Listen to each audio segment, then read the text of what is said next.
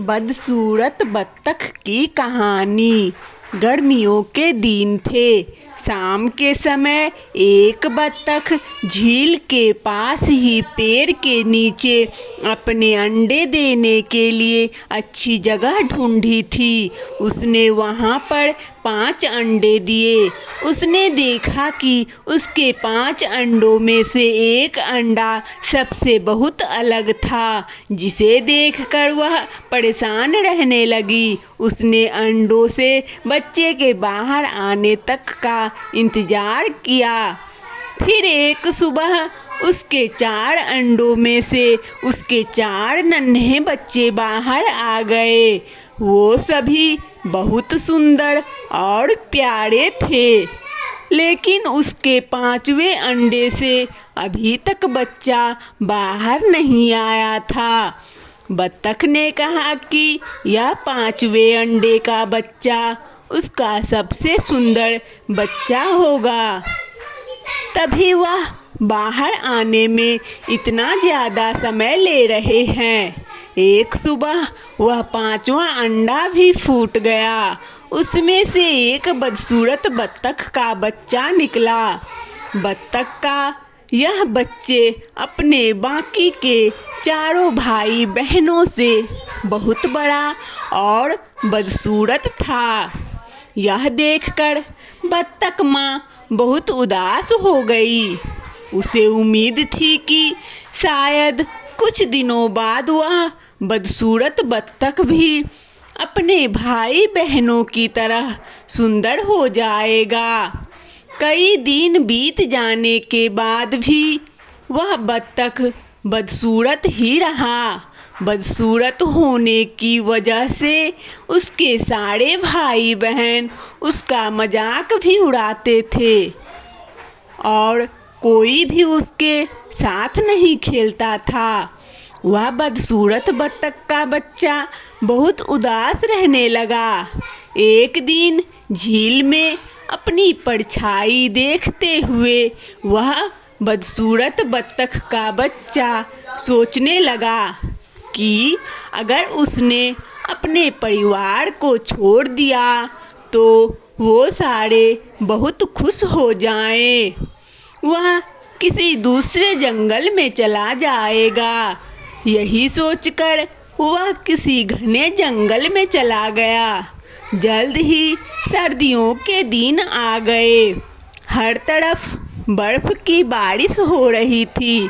बदसूरत बत्तख के बच्चे को ठंड लग रही थी। उसके पास खाने पीने के लिए भी कुछ नहीं था।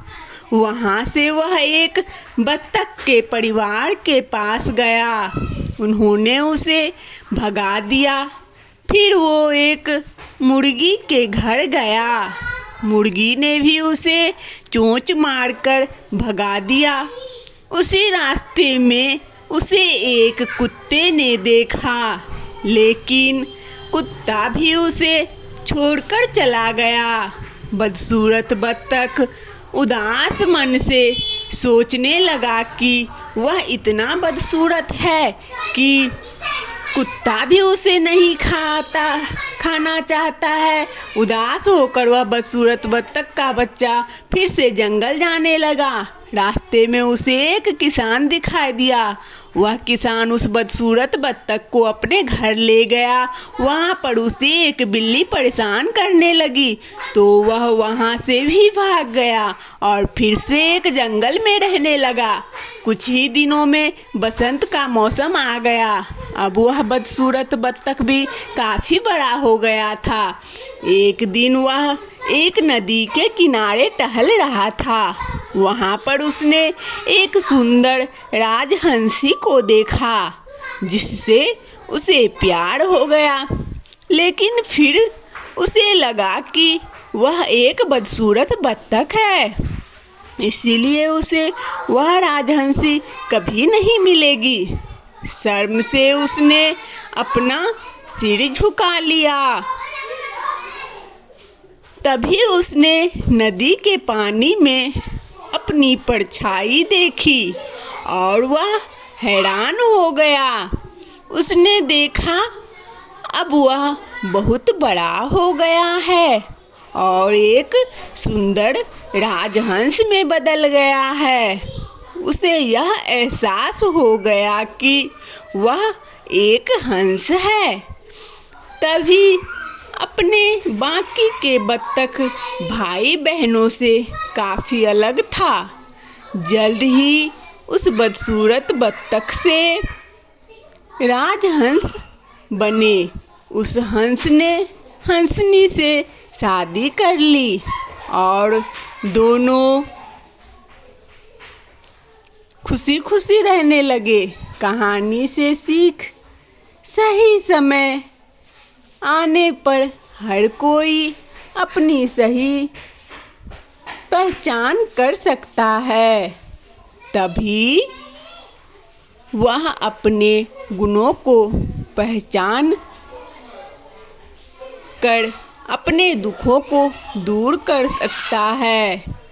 वंदना स्टोरी चैनल में इस कहानी को सुनने के लिए आप सभी श्रोताओं को बहुत बहुत धन्यवाद। यदि हमारा कहानी अच्छा लगे तो लाइक और सब्सक्राइब अवश्य करें ताकि नोटिफिकेशन सबसे पहले आपको मिले। धन्यवाद।